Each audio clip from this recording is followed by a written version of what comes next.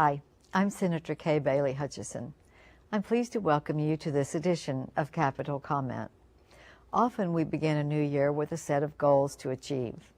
Likewise, Congress must, at the outset of a new legislative session, set an agenda and work to accomplish it.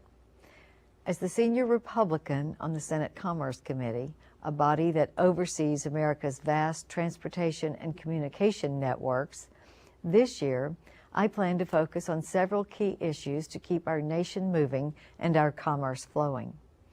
First, we will pass authorization for the Federal Aviation Administration, the FAA, to expand the capacity of our air traffic control technology and increase usable airspace.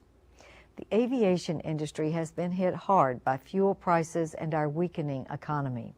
We must ensure the continued operation of our aviation system to keep American goods and people moving. The federal highway bill to improve our roads and bridges is also due this year. This important bill will set policies, and we can add timely construction jobs and more efficient transportation of commercial goods. I will also advance the policy I enacted 2 years ago to ban tolling of existing federal highways in Texas. I think it is fundamentally wrong for taxpayers to pay twice for a federal highway. However, I do support the construction of additional toll lanes with local approval, as long as the number of free lanes remains unchanged. Finally, we must ensure a smooth transition to digital television. Now that the transition date has shifted from February 17 to June 12, we must work diligently to educate the public about the transition and provide consumers ample opportunity to utilize the Converter Box coupon program. I will continue to work with my colleagues to tackle future challenges that arise and bring the DTV transition to a close this year. Our guest today, my friend Senator Jay Rockefeller, knows firsthand how these issues affect our transportation system, also our communication network and the economy. Senator Rockefeller has served the people of West Virginia as Secretary of State, Governor, and now U.S. Senator for more than 4 decades. He is also the chairman of the Senate Commerce Committee that also covers science and transportation. Thank you for being with us today. I'm so pleased that you're the chairman and I'm the ranking member of this committee, because we have such a great area of opportunity for the subjects in our committee. We do, and the subjects, unbeknownst to, for the most part, to the American people, and to some degree to folks in Congress who are not on that committee, span the entire world. Everything from NASA to the bottom of the ocean to DTV, which we'll talk about, and you know, it's all telecommunications, all transportation. It's a stunningly wonderful committee, which we kind of share together.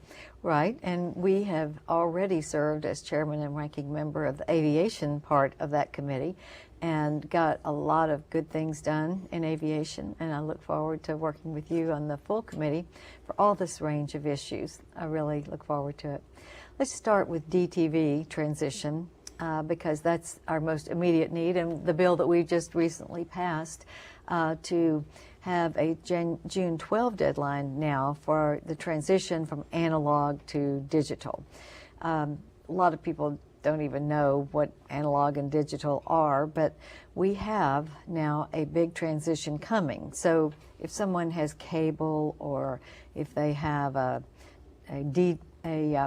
high definition television, they're not going to be affected. But if they don't, we have to make sure that they have a converter box that allows them to continue to receive transmissions of the local television stations. And you took the lead just a few weeks ago to try to make sure that the deadline was moved from February 17 to June 12. Why did you do that? Well, there was a reason for that, and I thought a very good reason. I mean, let's say there's somewhere between 12 and 16 million households in this country. I don't know how many of them would be in Texas, but I bet there are a lot of them, which are simply on February 17th going to go black. because they have not, as the law mandates, switched from analog to digital, which is not as easy as it sounds. I mean, the converter box that you talked about, or you can buy cable and direct TV and all these kinds of things. But nevertheless, I mean, there's a lot of seniors who depend on television and who don't necessarily, have all that information. Yeah, That's yeah. right. So we extended the date to June the 12th, and that gives us more time to make sure that everybody has good television. Let's switch a little and talk about the Federal Aviation Administration and the need for us to reauthorize that agency. But more importantly, you and I have been working on some of the modernization of the FAA. What would you say are the highest priorities that we have for our aviation system and the service that is so important for our consumers? If I think in literal terms, the highest priority is always safety. And the budgets have been fairly flat-lined over the last several administrations. The FAA, Federal Aviation Administration, doesn't necessarily attract a lot of, newspaper attention. But on the other hand, it's the lifeblood of a lot of Americans. And then I think the other big thing is that we have to change from an analog system, that is it's an old-fashioned system. We're the only country in the industrialized world that still has it. Most people don't know that. And we have to go to a digitalized GPS system. For air traffic control. For air traffic control. Because we've got all these planes in the sky, and they're being monitored by air traffic controllers, and we can increase the efficiency of that whole process and thus cut down on delays and all of those things by as much as 1/3 if we get a digitalized system. But it hasn't caught the fancy. It's caught our fancy, okay, and we're going to do something about that. Well, the other part is that our skies are about to get clogged because we don't have the air capacity, the use capacity that we could have if we had the more modern system. And so I think it's very exciting that we are going to modernize our system and try to come into the 21st century, but also as our economy improves. I know we're going to have more airplanes in the air, hopefully.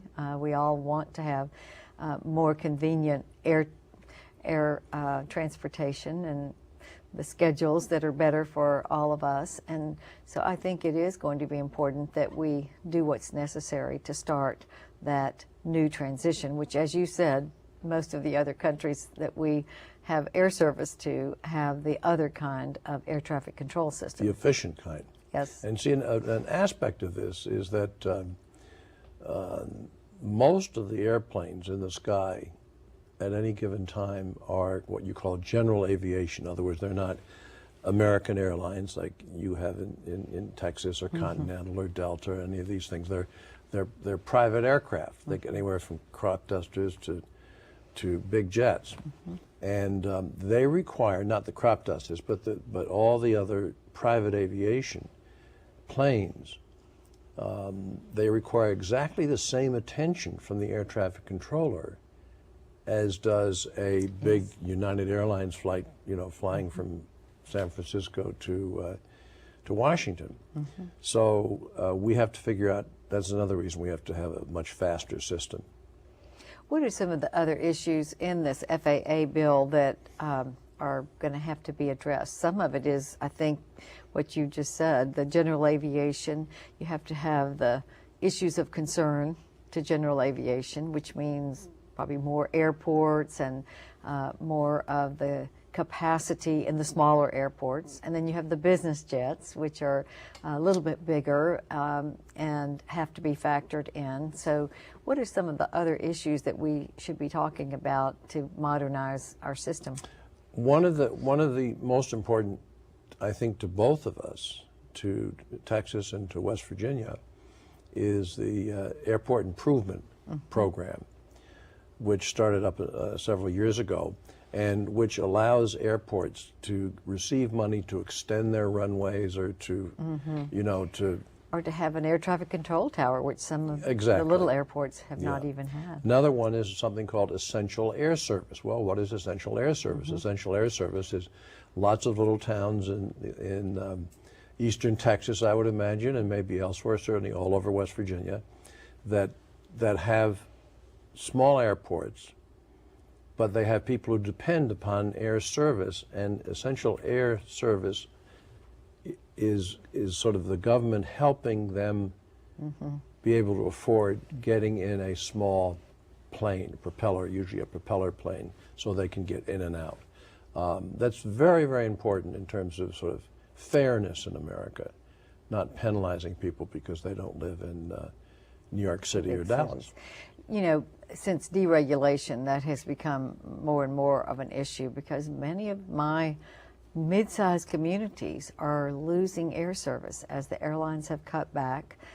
It's become a real problem in the mid-level cities where they've just had the commuter jets. They haven't had the big ones come from their mid-sized cities to the bigger airports, the bigger city airports. But I am concerned about the airlines cutting these middle communities out, and after deregulation, it's going to be an issue that we're going to have to make sure we face. I don't want re-regulation because that would cause an upheaval in the system, and of course our airlines are so having such a struggle with the high costs and the bad economy. So it's an issue that I'm sure you face in West Virginia, and I certainly do. When you talk about essential air service, some of that is scheduled air service that is going by the wayside. Well, let me put it to you in sort of West Virginia blunt terms. We have very few jets and no big jets that service West Virginia. Now, you see, there are all these little things, and I'm 6'7", so when I get into them, it takes me about, I'm squeezed. Oh, I bet. And if I don't get an exit seat, it takes me about 3 days to be able to walk again. But it's very, very important that we be able to get more regional jets. Well, to get regional jets, the big airlines have to be profitable. They've been sunk by debt. They've been sunk by mergers. They've been sunk by the cost of fuel, even though it's gone down now. Now they're sunk by the economy. More people taking trains, fewer people taking airlines. So we have our work cut out for us, but that's why we're on that committee. Mm-hmm. Well, I'm really looking forward to it. And of course, we also have the highway safety and the whole issue of telecommunications. And I think one of the hardest areas for me has been what to do in telecommunications to try to keep a level playing field, but also not jeopardize a company that has made big investments in infrastructure, cable companies, for instance, where you've had a lot of cities that have had to give franchises because you have to put in so much equipment. So that's been a hard thing for me to make sure we're being fair to everyone. And I know that as we have this technological revolution, that's going to continue. Well, and it does have to be fair. I mean, obviously cable companies are pretty much a staple of everybody's TV day, but cable companies, for example, are in no way regulated, unlike other, like direct television or other things. They're not regulated. And so they can charge whatever they want. So the cost of television is very, very important. And then, therefore, the whole concept of competition of television. Therefore, the whole question of mergers, media mergers. As media mergers come, and telecommunication companies get bigger and bigger and bigger, then there's sort of less of a need for them to respond to the needs of consumers. And that's something that I think we both want to keep our eyes on. Well, I'm glad you mentioned the cost. We've run out of time, but when it costs almost $100 a month just to have the programming that you would want to see, that becomes a factor as well. So we'll talk about that another day. Good. Thank you very much for being here. Well, I'm honored. I'm honored. I'm really glad that you were able to come, and now it's going to be On the Issues time. Each month, thousands of Texans contact my offices to express their views or to ask questions. During each program, I like to take a few minutes to share some of the mail I've received. Our first letter today comes from Eric in Austin. Dear Senator Hutchison, I heard the federal government is going to delay the digital television transition. Is this true? And if so, how will this affect the expiration dates for converter box coupons? Thank you, Eric, for your letter. The digital television transition is an issue on which Senator Rockefeller and I have been working closely. In order to better educate consumers about this transition and to provide broadcasters and consumers with ample time to prepare, the Senate passed a bill at the end of January to shift the digital transition from February 17 to June 12. Over-the-air broadcast TV stations that are ready for the transition can voluntarily switch from analog to digital service before the new transition date. If they do this, they should advertise in advance. Most stations will continue dual transmissions. A key provision in our compromise directly addresses your second question. Under the old law, if a consumer's coupons expired, he or she would not be permitted to apply for another. Under the legislation we passed, now consumers with expired coupons may apply for new replacement coupons. This is critical to the preparation for this transition. Thousands of customers, including those in disaster areas, have expired coupons that won't help them defray the costs of converter boxes. If you have cable service or a high-definition television, there will be no need for a converter box. To apply for a new coupon, please contact the National Telecommunications and Information Administration at 1-800-DTV-2009. Next, we'll hear from Ed in Bel Air. Dear Senator Hutchison, thank you for proposing an amendment last year to keep Texas federal highways toll-free. This is an important issue for taxpayers who have already subsidized these roads. Thanks for your letter, Ed. I couldn't agree with you more. In 2007, I successfully passed legislation that will prohibit the tolling of existing federal highways in Texas that were built with taxpayer dollars. Last July, I secured an amendment in a transportation spending bill that extends that ban through September of this year. Some states have allowed every lane of an existing federal highway to be tolled. It prohibits the free use of that highway. But I believe this breaks faith with the people whose tax dollars paid for the road with the promise of free use for transporting people and goods. I will continue to work with my colleagues to maintain this tolling prohibition, unless a new lane is constructed and the same number of free lanes remain. I was also pleased to hear the new U.S. Transportation Secretary, Ray LaHood, tell me during his confirmation hearing that he shares my concerns about tolling federal highways. As I said to Secretary LaHood, I think we have placed too much focus on private financed toll roads to solve the problems of congestion. In many instances, this has become an abdication of private property rights.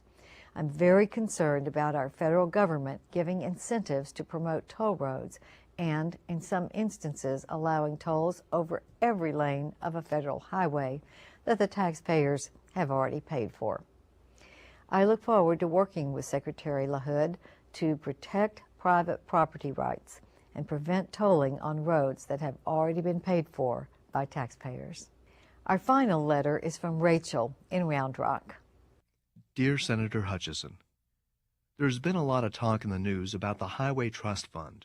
Can you please tell us more about the fund and why Texans should be concerned about it? That's a good question, Rachel.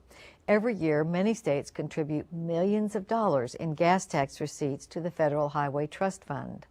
Some of the money ends up being used by other states to build their highway networks. That's because the formula that determines how much each state receives needs to be modernized. Texas, for example, receives only 92 cents in federal highway funding for every taxpayer dollar paid into the trust fund. It used to be worse. When I came to the Senate, Texas got 76 cents of every dollar. I worked for the change, but still, we should not be sending any tax dollars to other states when we have urgent transportation needs right here in Texas. In recent years, the solvency of the trust fund has been in jeopardy. If the Highway Trust Fund goes in the red, Texans will be one of the biggest losers. Our state could expect significantly less funding for highway maintenance and improvement funds for 2010. And tens of thousands of Texans could lose their construction jobs. Congress must find a permanent solution to maintain the solvency of the trust fund. In the meantime, I'm going to work to make sure Texas receives its fair share of transportation dollars. The money Texans pay should be used on Texas roads. We've already made great strides in this area, and I will continue my efforts to secure a 100% return on our gas tax dollars. We take this time in our program to highlight the people and places and organizations that make Texas such a great place to live and work. The Texas Association of Broadcasters is a trade association representing more than 1,200 radio and television stations in Texas. Formed in 1953 and headquartered in Austin, the TAB helps create a favorable economic and regulatory climate for broadcasting. Since 2006, when the federal government announced the digital television transition, the TAB has gone to extraordinary lengths to raise awareness about this issue. Together with local and federal officials, they have worked to educate consumers and help them prepare for the transition. They've done public service announcements and extensive community outreach. The TAB has given special attention to groups that are at greatest risk of being caught off guard, such as elderly citizens and non-English speaking populations. They have also provided educational materials and broadcast public service announcements in Spanish that will help reach residents without internet access. As the new June 12 transition deadline nears, the TAB continues to work closely with the National Association to ensure that all Texans, especially those living in border communities, are ready for the switch. Going forward, I hope that Texans will continue to embrace the spirit of community and look for opportunities to aid friends and family with preparations for the DTV transition. You could help a housebound senior who is unable to get to the store to redeem his or her converter box coupon and assist your neighbor in setting up that converter box. You could also prevent others from being taken advantage of by warning them of possible scams. By working together, we can ensure a smooth transition for households across Texas. It's time to bring our program to a close. Thank you again to my guest, Senator Jay Rockefeller, for being with us today. I'm Senator Kay Bailey Hutchison. I hope you've enjoyed this edition of Capitol Comment. And if you have any questions or comments about the program, let me know. In a moment on your screen, you'll see the addresses and telephone numbers of my offices throughout Texas and in Washington, D.C. I'd also like to encourage you to visit my website, hutchison.senate.gov. There, you can learn more about the many issues facing Texas and America, as well as the services my office provides.